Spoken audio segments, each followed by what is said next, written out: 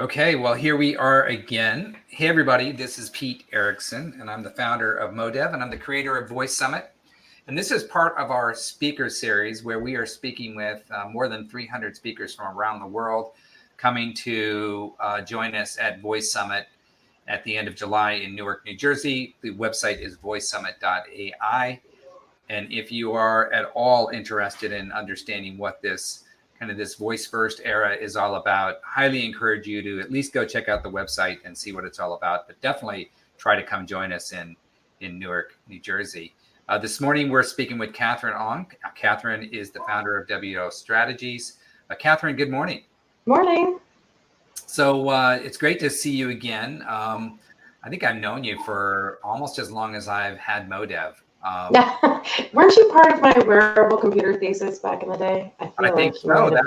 That's right. Right. So that's 2003. That's a long time ago. Wow, that's crazy. Oh my God. Okay, so it's been a long time, but you've done so much, and I've been a part of your workshops as well that you've led in the past.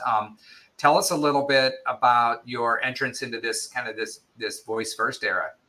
Sure. Yeah. I mean, so part of it starts with my fascination with wearables. So I did the first study of consumer adoption of wearable computers back in 2003. So I'm a little bit of a geek in relation to following the cutting edge stuff, but also I'm an online marketer. So for online marketing at the moment, voice search is definitely sort of the edge.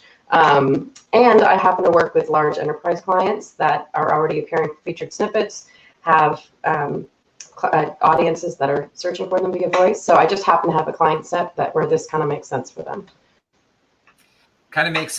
So people are really focused on discoverability and how to engage. Yeah. So I'm building out digital marketing strategies for big.govs, and for some of the topics they cover, especially some of them in the healthcare space. This is sort of queries that consumers are executing, and I actually have some that are more in the physician space, and we're seeing some queries coming in that, I mean, there's no way to truly measure in Google Search Console if those queries are voice, but they suspiciously look like voice. And they're big enough websites where they've got the authority to be ranking for that featured snippet and appearing for voice queries. Interesting how you say you're not 100% certain. So do you think that there's going to be, more for an inquiry that's coming in through a voice assistant versus typed into a computer? Are we going to be able to know, where that query is coming from? I wish. I mean, we've been asking Google for that data in Google Search Console. At the moment, the only way to know is a focus group with your users to figure out if they're using devices to ask for those types of questions. All you see is the actual query coming in, which could be an autocomplete. So it looks long and it's a question, but it could certainly be somebody just letting Google finish the autocomplete and there's your one question, more than actually a voice query. Interesting. That's something I didn't know. So I learned something new today. Yeah, but the volume of queries and sort of the things people are asking when you go in there and start looking for question queries are just highly suspicious. So with a lot of my clients, that's what we're sort of working on. For them, their biggest challenge actually is everybody's been Google focused, right? So they have an SEO plan for the most part. I'm still helping them build out a lot of this, but for the most part, they have an SEO plan where they're tracking top rankings and featured snippets for Google. But it was even kind of new to me. I don't know, it was a big eureka moment this year where I realized that everything that you can ask a question to, not an action, but just a question, that's not Google Home or Android, that's all Bing. And there's a lot of those. So with a lot of my clients, I'm getting them to start focusing on Bing because that's where the queries are going to come from if I ask a direct question of an Alexa device. Interesting. Okay. So all the cars, Xbox, everything that's not Google is actually driven by Bing search. Wow. Okay. So So the relationship there with Amazon and Microsoft is deeper than I think even than it meets the eye. And we also know that with Cortana has Alexa integration, supports Alexa. So there's an interesting codependency there between those two organizations, certainly. Yeah, and I mean, so for some of my clients, they have competitors that have developed actions for voice devices. But for the most part, because I work with some federal.govs, it's not on their agenda to sort of create an action and market an action.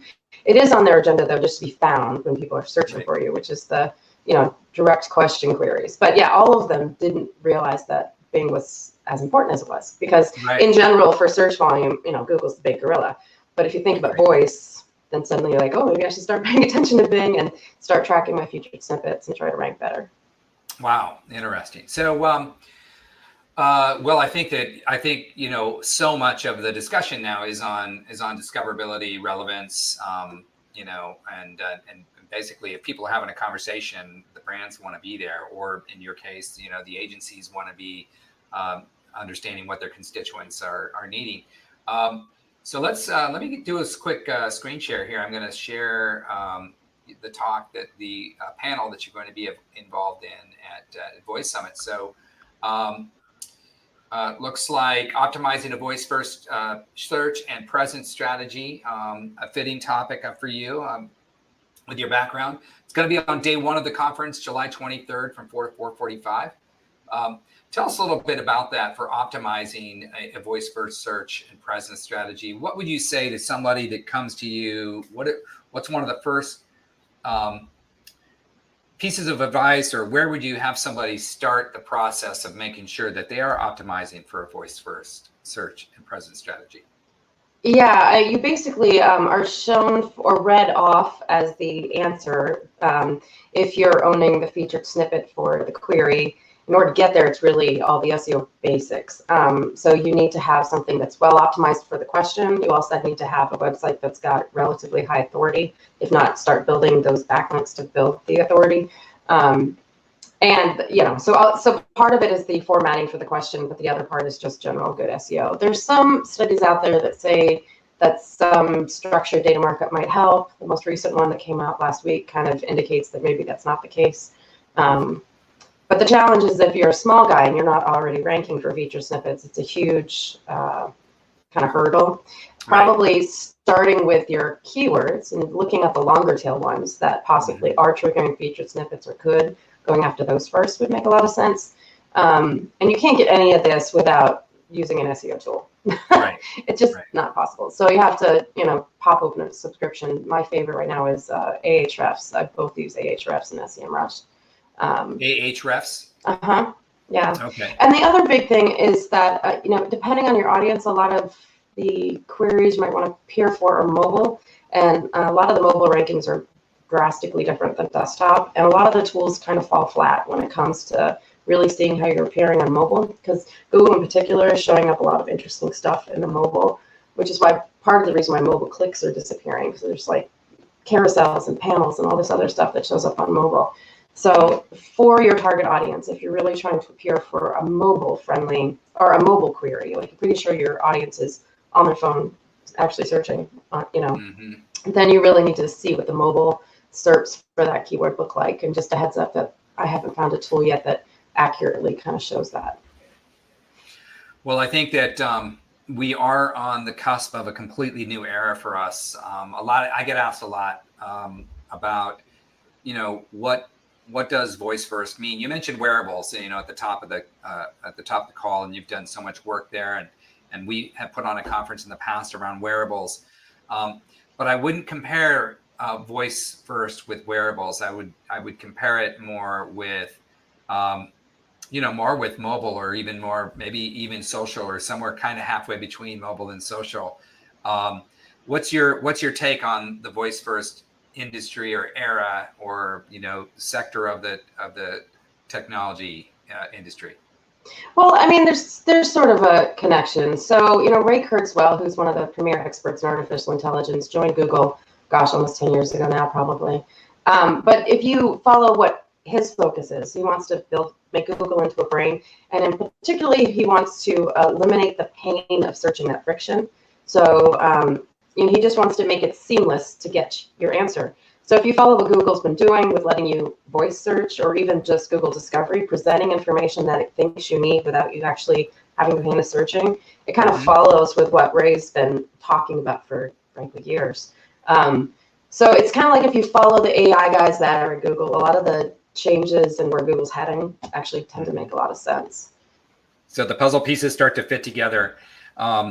And with regards to, you know, the rest of the industry and voice, you feel like this is kind of a monumental shift in how we access technology? Uh, yes, I think it's also something that I've not seen.